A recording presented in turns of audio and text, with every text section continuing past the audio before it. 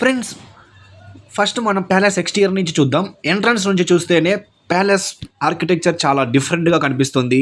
పెద్ద పెద్ద towers, beautiful కిటికీలు, అలాగే wooden elements and huge palace structure చూస్తే కనుక టోటల్గా రాయల్ లుక్ అయితే కనుక ఇస్తుంది. ఈ ప్యాలెస్ కన్స్ట్రక్షన్ 1879లో స్టార్ట్ అయింది. మైసూర్ మహారాజా చమరరాజేంద్ర వడియార్ కోసం ఈ ప్యాలెస్ అయితే కనుక డెవలప్ చేశారు. ఈ ప్యాలెస్ ఆర్కిటెక్చర్ మీద ఇంగ్లాండ్లో ఉన్న విండ్సర్ క్యాస్టల్ ఇన్ఫ్లుయెన్స్ ఉందని చెప్తారు చాలామంది అయితే కనుక. అందుకే ఈ ప్యాలెస్ చూస్తే కనుక యూరోపియన్ స్టైల్ ఆర్కిటెక్చర్లో అండ్ ఇండియన్ రాయల్ స్టైల్ రెండు కాంబినేషన్గా కనిపిస్తాయి.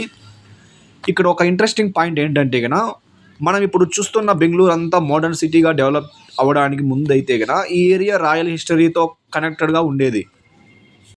Hi friends, welcome back to my channel. ఇప్పుడు మనం బెంగళూరులో ఉన్న వెరీ ఫేమస్ హిస్టారికల్ ప్లేస్ దగ్గర అయితే ఉన్నాం. ఈ ప్లేస్ వచ్చేసరికి బెంగళూరు ప్యాలెస్.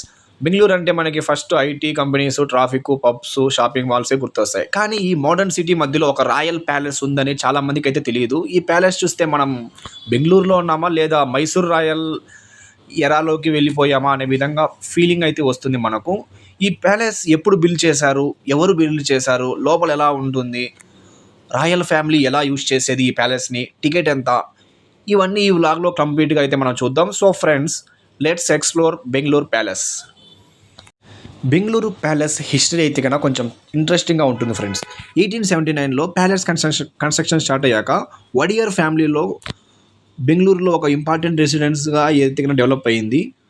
మైసూర్ మహారాజులు బెంగళూరు ప్యాలెస్కి వచ్చినప్పుడు ఈ ప్యాలెస్ని అయితే యూజ్ చేసేవారు. ప్యాలెస్లో రాయల్ ఫ్యామిలీ స్టే చేయడం మాత్రమే కాదు, official meetings, special occasions and royal events కూడా ఇక్కడ జరిగేవి.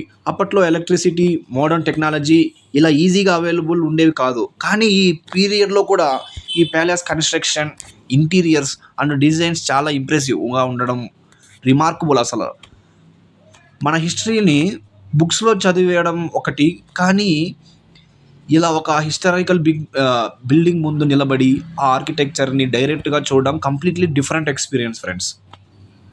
దీని ఎంట్రీ ఫీజు వచ్చేసరికి 300 ఫ్రెండ్స్ ఇండియన్స్కి, ఫారినర్స్కి అయితే కన్నా 500. ఇప్పుడు ప్యాలెస్ ఇంటీరియర్స్ని అబ్జర్వ్ చేస్తే మనకు అప్పటి రాయల్ లైఫ్ స్టైల్ గురించి ఒక ఐడియా అనేది వస్తుంది. ఇక్కడ old furniture, paintings, decorative items and royal photographs అన్నీ కనిపిస్తాయి. అప్పట్లో Kings and royal family daily life ఎలా ఉండేదో ఇమాజిన్ చేసుకుంటూ ఇంట్రెస్టింగ్ అయితే ఉంటుంది. ఈ ప్యాలెస్లో లగ్జరీ అంటే గిన జస్ట్ ఎక్స్పెన్సివ్ ఫర్నిచరే కాదు, building design, open spaces, wooden work, paintings అన్నీ కలిసి ఒక రాయల్ అట్మాస్ఫియర్ అయితే కనుక క్రియేట్ చేస్తాయి. మోడర్న్ హౌసెస్లో మనం ఇంటీరియర్ డిజైన్ కోసం చాలా థింగ్స్ అండ్ యాడ్ చేస్తాము. కానీ సెంచరీస్ ఓల్డ్ రాయల్ బిల్డింగ్స్లో ఆల్రెడీ ఉన్న క్రాఫ్ట్ మ్యాన్షిప్ చూస్తే కనుక అప్పటి ఆర్కిటెక్చర్ అండ్ క్రాఫ్ట్ మ్యాన్ ఎంత టాలెంట్గా ఉన్నారో మనకైతే కనుక అర్థమవుతుంది.